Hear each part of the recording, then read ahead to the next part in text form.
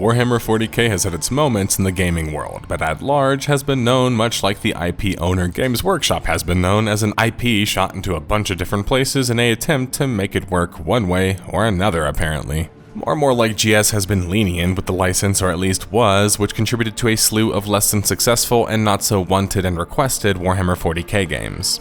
Unfortunately, if it's being featured on this series, it likely means that this game in question was one of those aforementioned failed attempts at a different genre with the Warhammer 40k IP. Warhammer 40k Regicide, a Warhammer 40k take on chess and tactical battle arenas, would launch September 2015, and although the game would last for another 7 years, it would last in a fairly minuscule and not so well received state. Why did Warhammer 40k Regicide die, and what does it say about the Warhammer 40k franchise, if anything at all?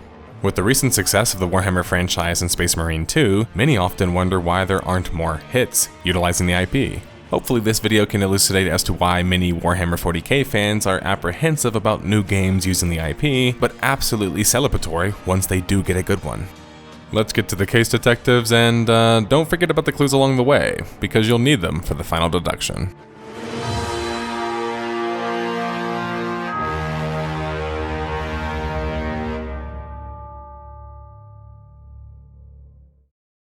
I would like to welcome this video's sponsor, Displate.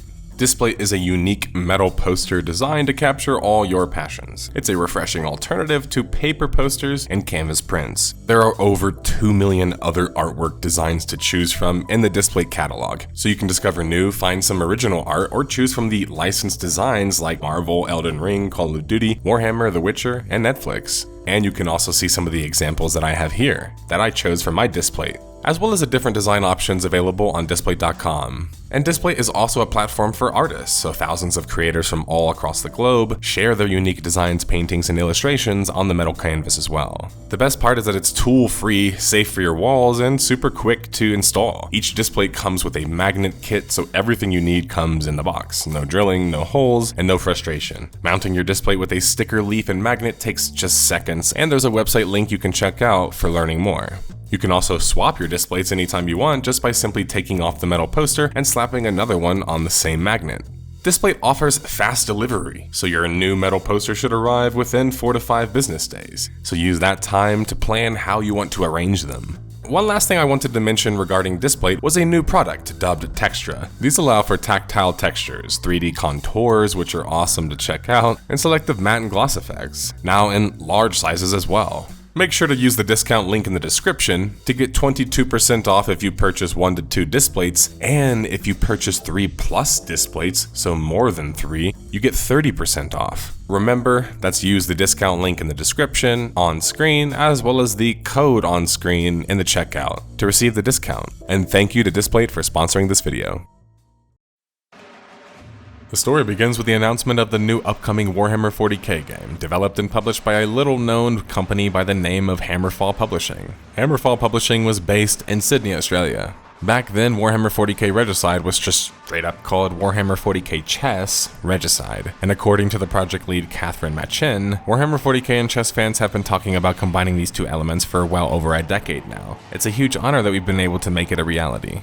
I don't challenge statements without good purpose in my videos because it's not really the purpose of my videos, but I don't really think that this statement is true. I haven't really seen the evidence for it to start, and obviously no one else really seems to have either. That's because Warhammer 40k already has a tabletop game, and many other digital versions of it. This claim is about specifically the merging and marriage of chess and Warhammer, which was something else entirely. First, chess is known for its logical process and how it essentially doesn't change its rules. Now, different formats do exist and have risen to prominence lately, and chess is still massively played by millions, but it's accepted that chess is not about innovation or unique gameplay, whereas tabletop Warhammer and RTS or strategy games are, in general, for me at least, exactly that. Catherine reportedly had worked on a few social avatar games before Regicide, which make her appointment as a project lead a interesting one. To be clear, changing paths within your career is not totally wild, because sometimes that's where true passions might lie. But when you have a project leader without any experience in the field that you're trying to operate in, it seemed a bit dubious. Fast forward some odd years, and it seems like Catherine would go on to be quite the successful contemporary artist. Meanwhile, in my research, the Warhammer 40k portions or aspects are completely absent in that journey. If your project lead doesn't have tons of experience, well fine. The team as a whole can kind of help that. Rising tide lifts all ships, that kind of thing. But if they don't seemingly play or love the game IP that they are leading, that seems problematic to say the least. According to sources as well, Warhammer 40k Regicide had been worked on for 2 years since 2013, and impressions were revealed February 2015 from Eurogamer, where they would detail how the game would feature 2 major modes. The Regicide mode, which was chess with the unique units and Warhammer 40k powers tacked on top of it, and then the classic mode, which was basically just chess. You would also be able to play the game cross-platform, meaning you can play between the PC, tablet, and mobile gaming devices. This opened up the chances for its playability greatly, but to just place it on those platforms isn't enough. The game would have to be changed and manipulated in a way that makes it more readable and fun to play on a small screen, which is a lot easier than it sounds. Warhammer 40k Regicide, despite being a licensed Warhammer project, would enter early access May 2015, and while they would actually launch their game eventually, later the same year, I don't really like the idea of selling access to a game that not only people didn't highly request, nobody even knows if they want. My guess for this reason is a business one. Paying for an IP isn't cheap, and Hammerfall had to break even on that first, and we're focused on figuring out how to make money because of that. The issue is, and this will be a reoccurring theme in many of my videos, and already is that there is a difference between treating your gamers and thus audience like customers and actual gamers and supporters. If you're only offering testing opportunities for those that are willing to pay, you are limiting your feedback, which is not always a bad thing, but in this case it also limits people's ability to buy in and thus join your community. The best and biggest and most organic gaming communities have almost always formed from community-led efforts and formed into something larger, think like Dota, League of Legends, and even now Deadlock. Regicide not developing a community who wasn't just interested in the value proposition largely being offered was going to give them innumerable issues and not do much to combat the idea that the game was just a side project cash ripoff anyway. Which you have to remember, even if that sounds harsh, this is a prevailing belief of many Warhammer gaming fans of the Warhammer games at the time. This means that it's a narrative that you were going to actively work against as a development team and try to have to convince the fanbase otherwise. Hammerfall wouldn't waste time with their early access though, like many other devs seemingly can. June 2015, just a month later, they already added the Space Marines and the new Orc faction, as well as multiplayer modes, changes, an AI upgrade, and a hot seed mode akin to Civilization. There were many more changes and these were all received quite positively. The 1.3 update would just hit 1 month later and introduced Act 1 of the game's campaign, a beta version of the game's armory and progression system, and some new unit abilities. Leveling up would provide you with new bonuses and skill points that you could allocate. These would also unlock abilities. Regicide would fully launch on PC only, delaying the promised cross-platform play September 9th, 2015. On aggregate review website Metacritic, Warhammer 40k Regicide would score a 72 out of 100, which wasn't really even that bad, but it's a case of the score doesn't always tell the full story. For starters, the strengths of Regicide were quite obvious, even from the start. They had fantastic promotion material and trailers that really seemed to tell a proper Warhammer 40k story. These were aided by longtime writer Ross Watson, and the Regicide team just spent a lot of effort in general to carefully create cinematics, cutscenes, and a voiced campaign, and these were honestly all pretty good. The complaints that started to arise, though, was where the compliments for the game and love for the game kind of ended. Everything else was just kind of middling. IGN, who gave it a 6.2 out of 10, for example, thought that the adaptation of chess was cool and that the detail to the Warhammer lore and visuals was also neat, but felt like the game was pretty unevolving and the added rules in Regicide just made the game more complicated. Worse, although there are these really cool and kill and death animations for the units in the game, who's asking for bloody chess exactly? But anyway, most of the time the board is quite plain looking, with units seemingly bored most of the time. That's a major difference when you port a game from tabletop to digital. But a reminder was, in this case, that Regicide wasn't even a tabletop game. Yeah.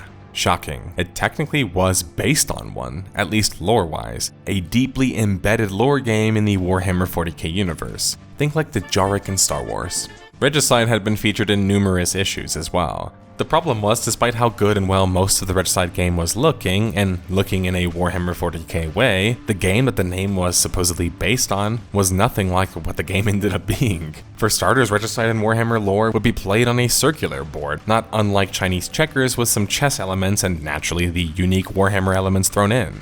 Ironically, it kind of sounds like auto chess, which would blow up a few years later, with its hooded board pieces, which were pieces that could be held in reserve, then you could play them and they would remain hidden even when you deployed them up until the point that they would turn or kill another piece.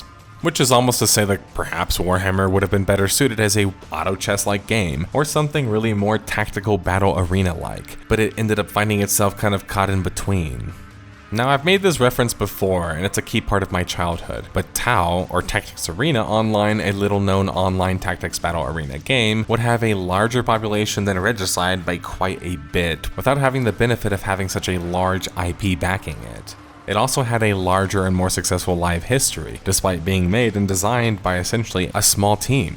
Regicide, even with the Regicide mode, for me, also does nothing to actually evolve this design, or even the Final Fantasy Tactics design, making it feel quite reductive in some senses. Not to mention, even with the two different modes with different rules, the Regicide mode still feels like in many ways bequeathed to the classic mode because of the design of having to listen to the chess rules. This very likely could explain the lukewarm response that the game was getting, and how angry players and fans of Warhammer were with how good the story and cinematic content in the game was, because they felt that it was just misused or shouldn't have even been used in the game in the first place. Now, some of that is just spoiled grapes, but at the same time it's like, why does Regicide have such good story and cinematics? It is a good question. In defense of Hammerfall, they made great cinematic story content. They just did it in a particular way where it might not have been viewed by many, and not viewed in the best light due to how the game and it was implemented. And part of that is due to how poor the AI in Regicide was, which did fuck all to prepare you for real players, and also partly due to, I think at least, how little chess players would have an interest in single-player story. I mean, I don't even know if there is a correlation or connection. Card games actually allow you to play them solo, multiple of them. And despite what people will try and tell you in the comments, playing chess alone is really boring. A release update would launch August 26, 2015 and introduce the entirety and rest of campaign, new abilities, more rewards, and some other new MISC updates. Sometime near the end of 2015, it seems like the project leader departs the project, as there are no other further social media posts concerning the game or IP, and their LinkedIn also changes. While this doesn't necessarily mean a bad thing for Regicide, it was quietly happening, which could mean that either the leadership was losing trust in the previous project lead, or they were just preparing to move on to another project altogether. Regicide would launch on mobile the following year in the summer on both Android and Apple mobile devices, and I can only imagine that these launches were more successful than the multiple hundred peak players on PC numbers that Regicide was previously experiencing, according to Steam. And that seemed to be backed up by the fact that Hammerfall would release an update balance patch the next year. The update, however, really only changed the reward structure and fixed a few minor bugs. It was absolutely devoid of content, and here we find yet another clue, detectives. If they, and they did, put so much effort and time into the campaign and cutscenes, where was the payoff? They weren't able to monetize that much anymore because the content was too expensive to realistically continue to create, think like story expansions. And on top of that, they would have had to sell it as premium content in a container that the Warhammer audience wasn't even sold on yet. And even if you mimic chess as much as possible, digital games have different expectations, and well, non-chess games have a different expectation as well, meaning you should still be releasing new content, new units, abilities, and so on and so forth, and finding ways to keep the game fresh. Because remember, the purity of chess isn't really there. They have a whole mode, Regicide, that's dedicated for just this. But Regicide the game would limp on another 5 years before being almost suddenly shut down due to the nature of the announcement seemingly being tacked on to another data post. Regicide would be removed from Steam altogether, except for those that owned the game previously could now play it offline at the very least, which really wasn't saying much because the AI was still bad. My guess is that the license had expired, hence the sudden termination. Regicide wasn't going to be dearly missed, and that's partly because it already was being treated like an abandoned title, not having received serious updates in 5 years, and even then only receiving one major update a year. I would postulate even if the game had reached major success, they would have struggled to keep up with the demand. Something similar to Dota Underlords, a auto chess game that we covered in the series already that actually had a great amount of success. With that music playing, detectives, we have reached the most important part of this case, and every case, the final deduction. The moment every detective combines all their clues and intuitive links together and cracks whatever case lies before them in that moment. We already have gathered all of the clues and bits of evidence we need, but in case you missed any of the clues along the way, or just want a reminder of why Warhammer 40k Regicide died, well, it had poor and infrequent post-launch support. It was sort of early and late to the trend. It contradicts the IP idea. It wasn't even requested as a Warhammer title or idea. Limited design and hooks to keep you playing. In the end, much like any other major IP spin-off title, Warhammer 40k Regicide won't likely be remembered, and not very positively even if so. This is the fate of such titles that failed to differentiate themselves enough from the herd while also existing in the vast shadow of the IP they chose to use in the first place. Now, yeah, that's almost a fitting fate in a sense, but I'm not really always so interested in the morbid curiosities of the job, and I personally just wish for those titles to have actually committed to whatever design they were attempting to just that much more. And I feel much the same with Warhammer 40k Regicide. At least the Warhammer 40k crowd is eating well with the recent success of Space Marine 2, which is basically a Gears of War in the 40k universe. That's well deserved for a fan base who has been stomaching a lot of slop from GS for over the years. Thanks for watching.